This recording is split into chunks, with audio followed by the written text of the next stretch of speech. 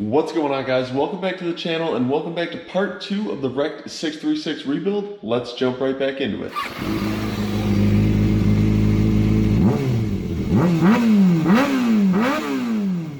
So right here we got our new chain adjuster bolts. We're gonna open these and get these on the swing arm right here.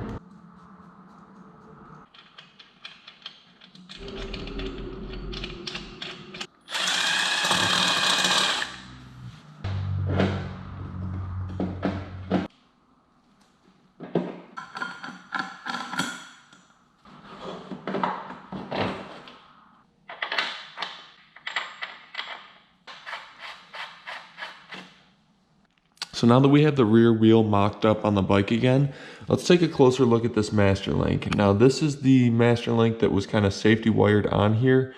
And as you can see, we are missing a roller on that link, and we're also missing a roller on this link. So this is the master link right here. In order for me to kind of make this safe, I think what I'm gonna have to do is I'm gonna have to take out the links back until this one, but then once we get that and this link, once we can use a master link to link those together, I think our chain is gonna be too short. Oh, we got a little spider going there. I think our chain is gonna be a little bit too short, so I think I'm going to have to order a new chain for this. But first, I'm gonna pop those links off just to see if we have enough room where we can shorten the chain that much.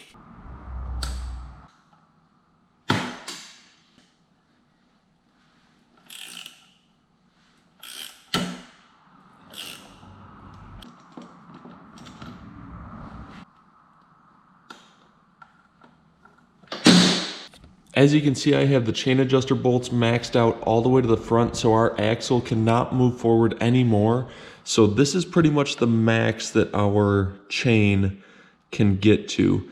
Now, if we were to be able to reuse this chain, we would need this to be one link longer, but unfortunately, because that roller is broken off of our chain, that's gonna cause a safety issue. So we are gonna have to get a new chain for this bike because this one is too short right now for us to use. Next, what we can do is we can get this old coolant reservoir bottle out of here. Now this one was leaking. Hopefully it's just this one bolt. Disconnect this hose. And we'll see if we can pull this out. There we go. And we do have the other hose on the bottom. I'm just gonna disconnect that and pull this out now. There we go. A little bit of coolant left in there.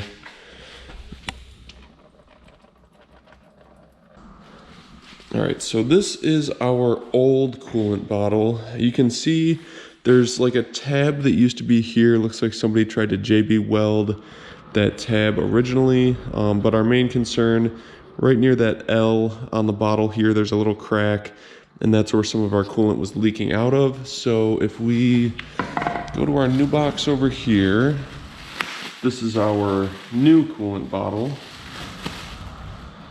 Let me tell you, it doesn't get much fresher than that. So you can see right here, that's the tab that broke off on this one. And this thing's looking nice and fresh. So let's get this installed back on the bike. So we just need to reconnect this hose on the bottom, just like that. We'll reconnect this hose on the top. And then we'll set this down into place. And then we'll install the hardware that came with the new reservoir.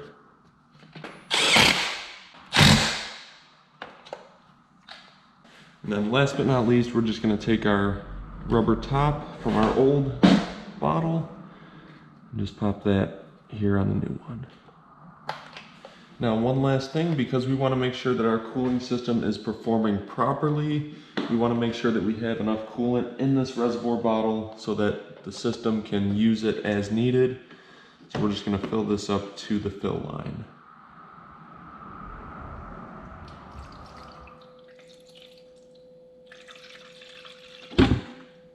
Now we can get our front ram air duct installed.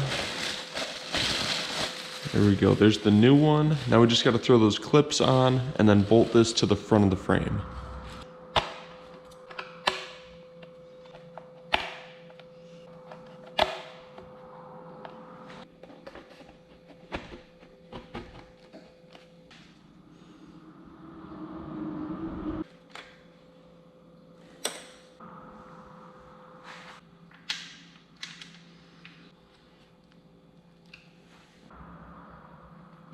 Now, if anybody's asking what the red stuff is that I'm putting on these bolts, it's just a red thread locker.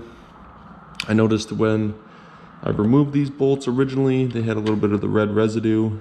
So pretty much what this does is it's kind of like an adhesive thread locker for these bolts. So that way when, you know, the bike's running down the road and there's getting a bunch of vibrations, that thread locker is going to hold these bolts in place so that they don't back out.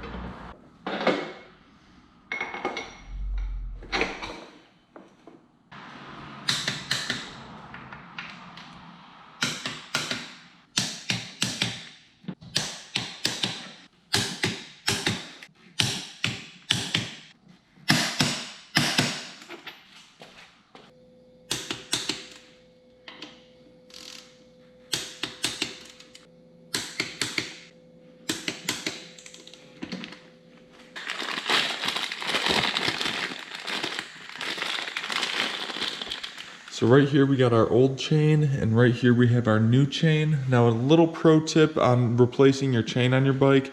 What you can do is you can zip tie the old chain to the new chain like I did right here. And then you can pull the old chain through, and then it'll bring your new chain right along around the front sprocket, and you can get that new chain installed nice and quick.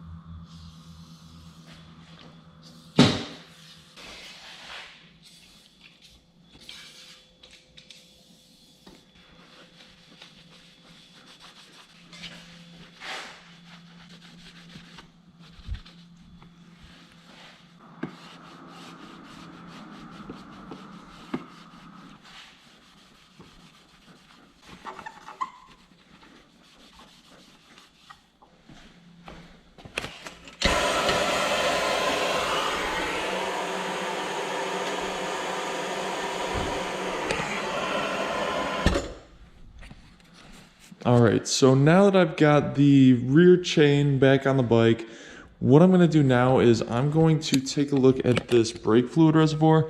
Now I did notice that there's been some constant leaking through the cap here.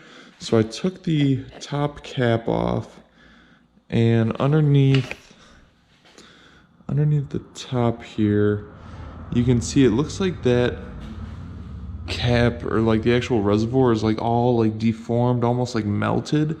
So that's our reason why it keeps leaking. So I do have a replacement coolant reservoir over here.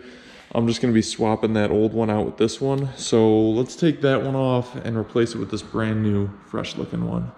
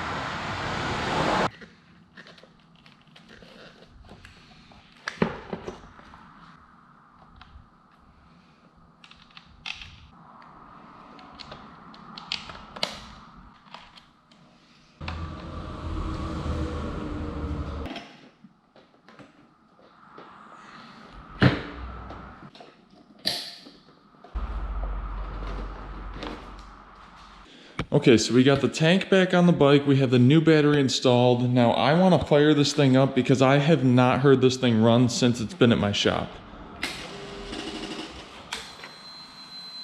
All right, fuel pump's priming, that's good. Let's see if we can get this thing to fire up.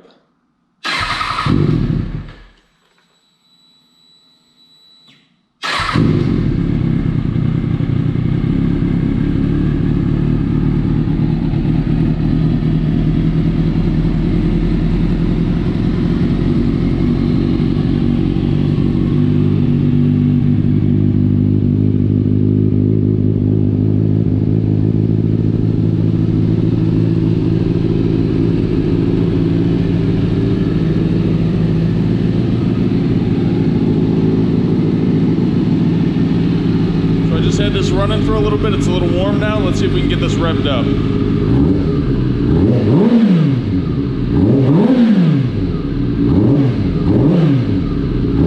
So it definitely seems like there's a bog, like it definitely a delay when I rev it up. So odds are, because it's bogging out when I give it throttle, either this gas is old, and I did pop the lid and it seems like the gas smells a little bit funky, and it also could be our spark plugs. Now, the guy that did rebuild this motor, he, had it all apart. Honestly, he should have thrown new spark plugs in when he had it apart. So I'm gonna take some of those spark plugs out. I'm gonna see how they look, and I'm gonna drain this gas and throw some fresh stuff in there.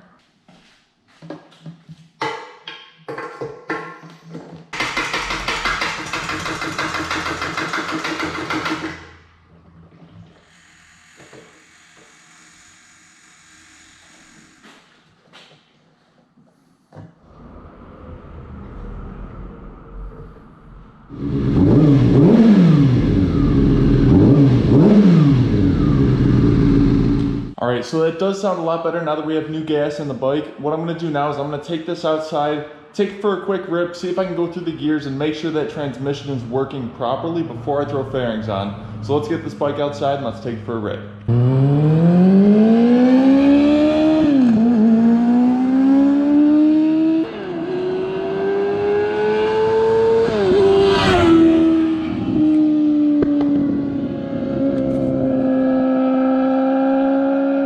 Guys, so we just got back from taking the bike for a test ride. Everything ran fine. We shifted through the gears. There was no slips, so that transmission is good. Sean finally rolled out of bed and made it here. Just so you guys know, it was 8 o'clock when I got here. It was like 8:20. Sean got here at like 8:20. I've been here since like 5:15 this morning working on this bike. So we're gonna go forward with getting the fairings on the bike next.